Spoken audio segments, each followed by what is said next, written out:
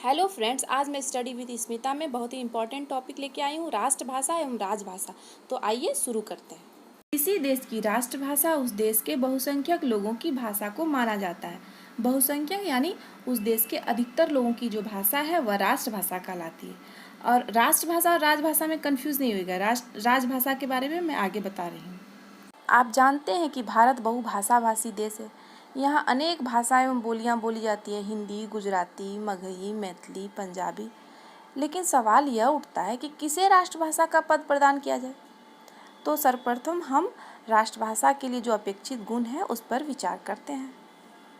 राष्ट्रभाषा देश के बहुसंख्यक लोगों की भाषा हो, अर्थात देश के अधिकतर लोग उस भाषा का प्रयोग करते हो।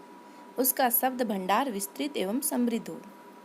उसका व्याकरण सरल एवं नियमबद्ध हो। उसकी लिपि सुस्पष्ट एवं वैज्ञानिक हो। वह भाषा अपनी राष्ट्रीय संस्कृति का प्रतिनिधित्व करती हो। वह भाषा राष्ट्रीय एकता को बढ़ावा देती हो। निश्चय ही ये सारे गुण हिंदी भाषा में विद्यमान है, अतः हिंदी ही भारत की राष्ट्रभाषा के पद पर प्रतिष्ठित हो सकती है, उसके पद को सुशोभित कर सकती है। मैंने कहा था कि राष्ट्रभाषा और राजभाषा में कंफ्यूज नहीं कीजिएगा। राजभाषा एक अलग चीज़ है। राजभाषा का अर्थ है देश के संविधान द्वारा स्वीकृत वह भाषा जिसमें संघीय सरकार अपना कामकाज करती है। इस प्रकार संविधान द्वारा स्वीकृत सरकारी कामकाज की भाषा, कैसी भाषा जो सरकारी कामकाज में प्रयुक्त होती है, वह उस देश की राजभाषा कहलाती है। 14 सितंबर 1949 को भारत की संविधान सभा ने हिंदी को भारत की राजभाषा के रूप में स्वीकार किया। किसे भारत की राजभाषा के रूप में स्वीकार किया? हिंदी को। इसी कारण प्रत्येक वर्ष 14 सितंबर को हिंदी दिवस मनाया जाता है। भारतीय संविधान में अनुच्छेद 343 से 351 तक राजभाषा विषयक प्रावधान किए गए हैं। आइए अब हम जानते हैं कि इन अनुच्छेदों में क्या क्या प्रावधान किया गया है। संविधान के भाग 17 के अध्याय 1 की धारा 343 के अनुसार संघ की राजभाषा हिंदी और लिपि देवनागरी होगी। संघ के राजकीय प्रयोजनों के लिए प्रयोग होने वाले अंकों का रूप भारतीय अंकों का अंतर्राष्ट्रीय रूप होगा। इस अनुच्छेद के अनुसार संविधान के लागू होने से अर्थात 26 जनवरी 1950 को संविधान हमारा लागू हुआ था, 15 वर्ष की कालावधि तक अंग्रेजी भाषा का भी राजकीय प्रयोजनों में प्रयोग होता रहेगा। संविधान के अनुसार तो 15 वर्षों तक अर्थात 26 जनवरी 1965 तक ही अंग्रेजी का प्रयोग होना था, किंतु राजनीतिक दबाव के कारण सरकार ने इस अवधि को बढ़ा दिया है और अंग्रेजी का प्रयोग आज भी राजकीय कार्यों में होता है। अनुच्छेद 344 राष्ट्रपति द्वारा राजभाषा आयोग एवं समिति के गठन से संबंधित है। राजभाषा आयोग के बारे में मैं विस्तृत रूप से आगे बताऊंगी। अनुच्छेद 345, 346, 347 में प्रादेशिक भाषाओं संबंधी प्रावधान है कि प्रदेश में कौन सी भाषा का प्रयोग होना चाहिए। इसके बारे में 345, 346 और 347 में बताया गया है। अनुच्छेद 347 के अनुसार यदि किसी राज्य की जनसंख्या का पर्याप्त भाग यह चाहता है कि उसके द्वारा बोली जाने वाली भाषा को राज्य द्वारा मान्यता दी जाए, तो राष्ट्रपति यह निर्देश दे सकेंगे कि ऐसी भाषा को भी उस राज्य में सर्वत्र या उसके किसी भाग में ऐसे प्रयोजनों के लिए शासकीय मान्यता प्रदान करें। जैसे कि कोई भी राज्य है और वहाँ की सारी जनता चाहती है या अधिकतर जनता चाहती है कि कोई ऐसी भाषा उसका भी प्रयोग उस राज्य में शासकीय प्रयोजनों के लिए हो, तो वह राष्ट्रपति के निर्देश द्वारा उस भाषा का शासकीय प्रयोजनों में काम हो सकता है। अनुच्छेद 348 की बात करते हैं। अनुच्छेद 348 के अनुसार जब तक संसद विधि द्वारा उपबंध न करे यानी कानून के द्वारा, तब तक उच्चतम न्यायालय या प्रत्येक उच्च न्यायालय में सब तरह की कार्रवाई अंग्रेजी भाषा में होगी। संसद के प्रत्येक सदन या राज्य के विधानमंडल के किसी सदन में विधायकों, अधिनियमों, प्रस्तावों, आदेशों, नियमों, विनियमों आदि की भाषा अंग्रेजी होगी। अनुच्छेद 349 क्या कहता है कि कोई राज्य भाषा संबंधी कोई विधेयक या फिर कोई संशोधन प्रस्तुत करना चाहे तो उसे सर्वप्रथम राष्ट्रपति से मंजूरी लेनी पड़ेगी और राष्ट्रपति एक आयोग का गठन करते हैं और आयोग जो भी अपना प्रस्ताव देता है उसी के आधार पर अपना डिसीजन राष्ट्रपति लेते हैं।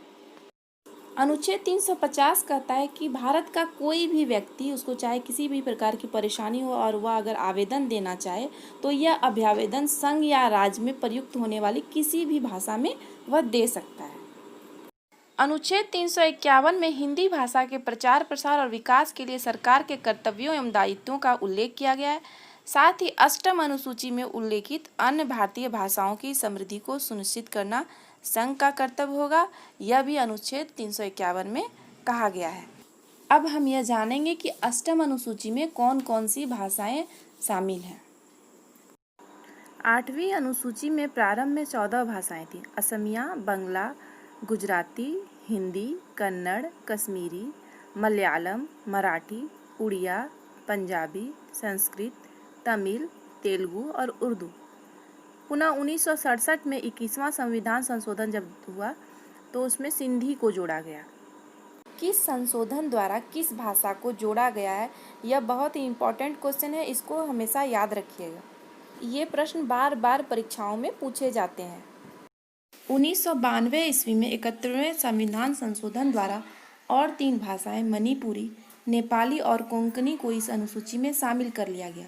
पुनः 2003 ईस्वी में 92वें संविधान संशोधन द्वारा 4 भाषाएं बोडो, संथाली, डोगरी और मैथिली जोड़ी गई। इस प्रकार आज 8वीं अनुसूची में कुल 22 भाषाएं हैं। राजभाषा आयोग संविधान के अनुच्छेद 344 के अनुपालन में राष्ट्रपति द्वारा 7 जून 1955 को राजभाषा आयोग का गठन बीजी खैर का पूरा नाम है बाल गंगाधर खैर की अध्यक्षता में किया गया। इस आयोग ने अनेक सुझाव दिए हिंदी भाषा के विकास के लिए, जैसे कि हिंदी का ज़्यादा से ज़्यादा प्रयोग हो, प्रत्येक प्रतियोगिता परीक्षा में एक पेपर हिंदी का अवश्य हो इत्यादि। राजभाषा अधिनियम 1976। इस अधिनियम द्वारा हिंदी के अधिकाधिक प्रयोग करने के लिए कुछ प्रभावी कदम उठाए गए हैं। राजभाषा अधिनियम के अंतर्गत भारत के राज्यों को 3 वर्गों में बांटा गया है। क वर्ग के क्षेत्र में उत्तर प्रदेश, मध्य प्रदेश, राजस्थान, बिहार, हिमाचल प्रदेश, हरियाणा एवं दिल्ली आते हैं। साथ ही नवनिर्मित राज्य उत्तराखंड, छत्तीसगढ़ एवं झारखंड राज्य भी इसी वर्ग में आता है। ये सभी हिंदी भाषी क्षेत्र हैं। ख वर्ग क्षेत्र में पंजाब, गुजरात, महाराष्ट्र, केंद्र शासित प्रदेश चंडीगढ़ तथा अंडमान निकोबार आता है। ग वर्ग के क्षेत्र में से सभी राज्य एवं संघ शासित क्षेत्र आते हैं। केंद्रीय सरकार के कार्यालय से क्षेत्र क में किसी राज्य या संघ राज्य क्षेत्र को अगर पत्र आदि लिखा जाता है तो वह हमेशा हिंदी भाषा में होनी चाहिए, लेकिन अगर असाधारण दशा में पत्र आदि अंग्रेजी में भेजा जाता है तो उसके साथ उसका हिंदी अनुवाद भी भेजा जाएगा। अब ख वर्ग क्षेत्र के लिए जान लेते हैं। क्षेत्र ख के किसी राज्य या संघ क्षेत्र में किसी व्यक्ति को पत्र आदि हिंदी या अंग्रेजी दोनों में भेजा जा सकता है, जबकि ग वर्ग के क्षेत्र के लोगों को या राज्य को केवल अंग्रेजी में ही पत्र भेजा जा सकता है। अनुच्छेद 120 में कहा गया है कि संसद का कार्य या तो हिंदी या फिर अंग्रेजी में होगा। यह भी बहुत इम्पोर्टेंट है, इसको भी याद रख लीजिएगा। अब हम विधानमंडल में प्रयुक्त होने वाली भाषा की बात करें तो अनुच्छेद 210 के अनुसार राज्य के विधानमंडल में कार्य राज्य की राजभाषा या भाषाओं या हिंदी या फिर अंग्रेजी में किया जाएगा। मित्रों, वर्तमान में हिंदी विश्व की तीसरी सर्वाधिक बोली जाने वाली भाषा है, फिर भी भारत में यह उपेक्षित रही है। आज भी सरकारी कामकाज अंग्रेजी में हो रहे हैं। इसका मुख्य कारण राजनीतिक इच्छाशक्ति का न होना है। अगर हम अपने अंदर देशभक्ति, राष्ट्रीयता और भारतीय संस्कृति की श्रेष्ठता का भाव जगा लें तो वह दिन दूर नहीं जब सर्वत्र हिंदी का ही वर्चस्व होगा। आपको मेरा यह वीडियो कैसा लगा कमेंट करके ज़रूर बताइएगा। अगले वीडियो में मैं राजभाषा एवं राष्ट्रभाषा संबंधित ऑब्जेक्टिव टाइप क्वेश्चन आंसर दूंगी। Thank you for watching study with Smita.